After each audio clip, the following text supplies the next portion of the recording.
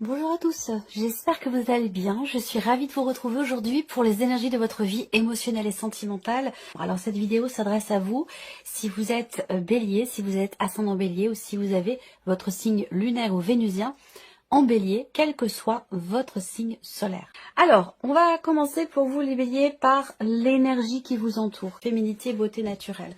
Donc on voit que l'énergie qui vous entoure peut vous amener à avoir envie ou besoin de vous mettre en valeur, de vous mettre en avant, de prendre soin de vous. Donc il est possible que, de par cette énergie, vous ayez envie par exemple d'aller chez le coiffeur, de changer de tête, de refaire votre garde-robe, voilà, il y a cette idée comme ça de vouloir prendre soin, j'allais dire quelque part, de prendre soin de son apparence, tout simplement. Voilà, alors peut-être que c'est dans le cas d'une rencontre, que vous voulez séduire quelqu'un, que voilà. Il y a vraiment cette idée de prendre soin de soi, cette idée de prendre soin de son apparence, d'avoir envie peut-être aussi pour certains ou certaines d'entre vous de changer quelque chose. Alors, on regarde votre état d'esprit concernant votre vie émotionnelle et sentimentale, l'ermite. Alors, on intériorise beaucoup les choses. Cette carte-là peut indiquer que vous êtes focalisé sur un relationnel avec quelqu'un qui est du signe de la Vierge. Voilà, vous pensez beaucoup à cette personne. Pour d'autres, ici, cette carte-là va indiquer peut-être l'envie, le besoin de s'écouter, de se retrouver avec soi-même. On a une énergie où, ici, on réfléchit beaucoup. On est beaucoup dans la mentalisation des choses, des événements, des ressentis, on réfléchit, on se remet en question, on cherche des réponses, on cherche des solutions. Là, on voit bien que au niveau du mental, pour vous les béliers, on voit que vous êtes beaucoup dans la réflexion, dans le questionnement, dans l'introspection. Voilà. Il y a peut-être aussi un sentiment de solitude. Ça peut être effectivement un état de fait, mais ça peut être aussi une sensation. Et vous pourriez très bien être entouré et pour autant vous sentir seul. Ça, c'est possible également. On regarde ce que vous ressentez au plus profond de vous-même concernant votre vie émotionnelle et sentimentale. Le cavalier de denier. Alors, vous ressentez l'envie ou le besoin de prendre votre temps ici. Cette idée de vouloir apporter une pierre à l'édifice, pierre par pierre, de prendre son temps, de vouloir prendre son temps, d'avoir besoin de prendre son temps. On voit que là, au fond de vous, émotionnellement, vous êtes quand même confiant ou confiante quant à l'avenir, quant au devenir d'une situation ou d'une relation. Avec le cavalier de denier, quand même, on avance avec une certaine confiance, avec une certaine régularité aussi. On a encore cette personne du signe de la Vierge qui est ici présente pour certains ou certaines d'entre vous. Vous pensez à cette personne, vous ressentez quelque chose de fort pour cette personne. On voit bien que cette personne est dans votre cœur et dans votre esprit. Voilà. Pour beaucoup d'entre vous, ça va être quelqu'un qui est vierge. Après, pour d'autres, ça peut être très bien être le fait de penser, de réfléchir à une situation ou à une relation avec quelqu'un qui est vierge et d'avoir dans son cœur quelqu'un qui est taureau et capricorne. Ça, c'est tout à fait possible aussi. On est quand même dans une stabilité ici. Émotionnellement, au plus profond de vous, avec le cavalier de denier, on a quelque chose de stable, de posé, une notion de confiance. Il est possible également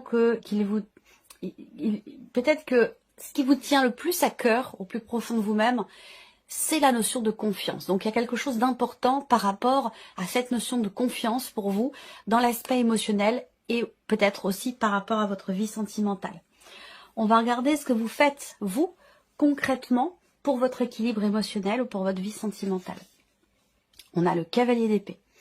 Ok, alors, on voit que dans les actes, ce qui est important pour vous dans les actes, c'est pouvoir être compris ou comprise. Il y a cette idée ici d'agir pour peut-être qu'une vérité éclate, ou d'agir de manière à... en fait, dans la notion d'action, on a la notion de communication qui est très importante pour vous. Donc, il y a un acte, quelque chose de concret que vous faites pour peut-être faire avancer une relation dans la notion de communication. Ce que je vois aussi surtout, c'est une volonté d'être clair, d'être le plus clair possible, le plus précis ou la plus précise possible dans ce qui est exprimé. On voit que là, j'allais dire, ce qui compte pour vous, dans les faits, c'est le fait d'allier l'acte à la parole, ou d'allier la parole à l'acte. Vous voyez, ça c'est quelque chose qui est extrêmement important pour vous. Alors soit c'est par rapport à vous-même, tenir sa parole dans les faits, dans les actes, soit c'est quelque chose que vous attendez d'une personne, peut-être de quelqu'un qui est vierge ou de quelqu'un qui est taureau ou capricorne. Il y a quelque chose comme ça où il est important pour vous dans les actes qu'il y ait une continuité entre la parole et l'acte. Vous voyez, il y a quelque chose qui est très important pour vous sur ce point-là au niveau relationnel. On regarde la personne qui est en face de vous.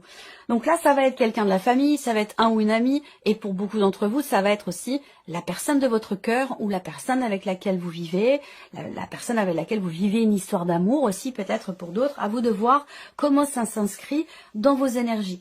Vous prenez ce qui résonne en vous et vous laissez bien entendu le reste de côté. Ne cherchez pas à ce que ça corresponde absolument à votre vécu, à vos énergies, parce que c'est pas constructif pour vous. Prenez vraiment, si ça vous parle, si ça vous fait vibrer, si ça résonne vraiment avec vos énergies. Donc là, on regarde l'énergie qui entoure la personne qui est en face de vous. Optimisme, accueil, ouverture. On a parlé d'ouverture tout à l'heure, parce que je vous ai dit, un champ des possibles s'ouvre à vous. Donc là, on voit que c'est visiblement, pour le coup, là, ça va s'inscrire par rapport à quelqu'un. Une amitié, une relation familiale ou dans la sphère émotionnelle, dans la vie amoureuse ici. On voit que l'énergie qui entoure cette personne lui insuffle une certaine positivité. Alors, soit parce que cette personne en a besoin, soit parce que ici, il est possible que cette personne vive des choses qui lui apportent de la joie, qui lui apportent du bonheur, qui lui apportent du bien-être. Voilà. Alors, on voit qu'ici, on a aussi une énergie qui amène à cette personne à être effectivement dans l'ouverture, vous voyez. Donc on voit que là, la personne en face de vous, elle va à un moment donné effectivement s'ouvrir à vous, ou peut-être ouvrir une porte dans le cadre de l'évolution de votre relation. On regarde l'état d'esprit de la personne qui est en face de vous concernant votre relation. Le 6 d'épée. Donc là, on parle de prise de distance, on parle de départ. Alors, est-ce que ici, il y a quelque chose, si vous vous sentez seul, peut-être par rapport à cette personne, est-ce qu'il y a une distance géographique entre vous? Est-ce que cette personne est partie pour X ou Y raison? Ou est-ce que effectivement, là, on voit que vous intériorisez beaucoup les choses, la personne en face de vous, elle est peut-être aussi assez distante, hein, parce qu'ici on peut parler d'une certaine distance, quelqu'un qui, voilà, donc on va voir, vous êtes quand même relativement confiante quant au fait de faire avancer les choses, et vous avez envie en plus que, dans les faits, vous faites en sorte que l'évolution, ça peut paraître paradoxal parce que émotionnellement vous voulez prendre votre temps, et en même temps dans les faits, vous foncez. Vous voyez, bon, en même temps en tant que bélier c'est pas étonnant, mais il y a un tout petit décalage ici chez vous entre ce que vous désirez au plus profond de vous, c'est-à-dire prendre votre temps, et la manière dont vous agissez, où là vous êtes plus peut-être dans la précipitation pour certains ou certaines d'entre vous, où il y a peut-être un certain empressement. Voilà, bon, on continue. Donc l'état d'esprit de la personne ici, c'est j'ai peut-être quelque chose à dépasser, cette personne a peut-être quelque chose à dépasser, elle est dans une phase de sa vie où elle laisse quelque chose derrière elle, cette personne. Cette personne est dans une énergie où il est question pour lui ou pour elle de laisser quelque chose derrière elle. Voilà, donc ça c'est ce sur quoi cette personne est visiblement focalisée. Avancer, prendre ses distances ou laisser quelque chose derrière elle, derrière lui, enfin oui, derrière elle. Alors, qu'est-ce que cette personne ressent au plus profond d'elle-même? Le 2 de coupe. Donc, on parle d'amour, on parle de fusion, on parle d'harmonie. Au plus profond d'elle-même, cette personne, elle a des sentiments forts pour vous. Donc, ça peut être amoureux, bien sûr, mais ça peut être l'amour avec un grand A, hein, si c'est dans une relation amicale ou familiale. On voit bien que cette personne, elle se sent au plus profond d'elle-même quand même très connectée à vous.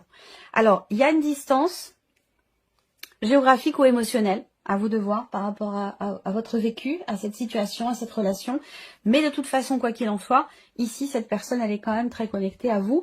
Ce que je peux voir aussi pour d'autres, c'est que dans ce que ressent cette personne au plus profond d'elle-même, c'est aussi peut-être la volonté de retrouver une paix. Soit une paix intérieure, soit dans la relation que vous entretenez l'un et l'autre. On a quelqu'un qui désire au plus profond de lui-même ou au plus profond d'elle-même être dans le partage, dans la communication, dans la sincérité, dans quelque chose de pur, j'allais dire, dans une certaine mesure. C'est des notions qui sont importantes. Et ça, on en a parlé déjà dans le tirage. Je ne sais plus à quel moment exactement. Ici, peut-être. Au fond d'elle-même, cette personne, elle se sent connectée à vous. Elle ressent quelque chose de sincère pour moi. De sincère, de profond pour vous. Et il y a aussi une réelle volonté d'apaiser peut-être quelque chose. Voilà, dans votre relation. Qu'est-ce que cette personne fait concrètement pour vous, pour votre relation? 5 de bâton. Bon. Alors, soit on a quelqu'un qui se bat, soit pour retrouver une confiance, ou pour retrouver un apaisement. Après, je peux avoir toute autre chose.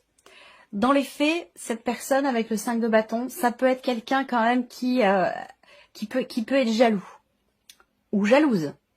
À vous de voir. On peut avoir quelqu'un qui est quand même beaucoup dans les faits, dans les actes, dans la confrontation. Voilà, qui peut partir vite dans le conflit, quelque chose comme ça. On peut avoir aussi en face de vous quand même, pour certains d'entre vous, quelqu'un qui est un signe de feu. Ça, c'est possible aussi. Alors, j'ai vraiment deux interprétations ici pour vous, par rapport à la personne qui est en face de vous. Soit c'est quelqu'un qui est extrêmement jaloux. Donc, chasser le naturel, il revient au galop. On peut avoir quelqu'un qui a cette volonté de rester froid ou de garder la tête froide. Quelqu'un qui veut se distancier un petit peu, mais qui finit toujours par réagir soit avec une certaine agressivité, soit par manque de confiance, réagir à quelque chose qui suscite et qui génère peut-être de la jalousie chez lui ou chez elle. Et pour d'autres, ici, on a quelqu'un qui se bat pour vous, pour votre relation, malgré peut-être une distance, quelqu'un qui se bat pour retrouver une forme d'apaisement dans votre relation. Alors, on va continuer, on va mettre avec le tarot, on va mettre en corrélation vos énergies respectives, alors vos deux états d'esprit. On va vous réfléchissez, peut-être que vous vous sentez seul. Il y a ce côté où voilà, on est dans l'introspection. En face de vous, on a quelqu'un qui est dans la distanciation, qui a envie, besoin, qui réfléchit peut-être à prendre cette distance. Alors, on regarde ce que ça donne, vos deux états d'esprit respectifs quand ils se rencontrent. Qu'est-ce que ça donne ici? Bon, une problématique de communication. Donc ça rejoint ce que je disais tout à l'heure. Vous, on voit que dans les faits quand même, il y a cette idée de soit de crever l'abcès, d'être. Vous avez dans les faits une démarche quand même qui est à la clarté, la clarification, la volonté que les choses soient bien claires. Voilà, et qu'il n'y ait pas d'ambiguïté.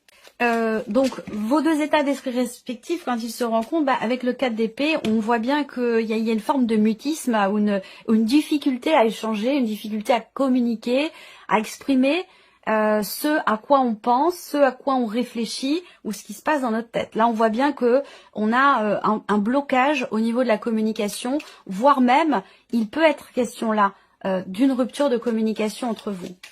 Alors que il y a des sentiments forts quand même. Émotionnellement, on regarde vos émotions profondes. Qu'est-ce que ça donne quand elles se rencontrent? De l'hésitation, des doutes, de la dualité. Là, il y a une confrontation entre ce qu'on ressent plus profond de soi et le mental. On voit que vous êtes beaucoup dans le mental. Ici, en face de vous, on a quand même des épées aussi. Donc, cette idée de réfléchir avant d'agir, de prendre du recul, de prendre de la distance. Et là, on voit qu'émotionnellement, quand il y a un partage de ce qui est ressenti, eh bien, on voit que il peut y avoir une forme d'incompréhension. On a beaucoup d'épées ici dans ce tirage. Et ça m'indique effectivement des cogitations ou alors quelque chose à régler, vraiment par rapport à la notion de communication dans cette relation.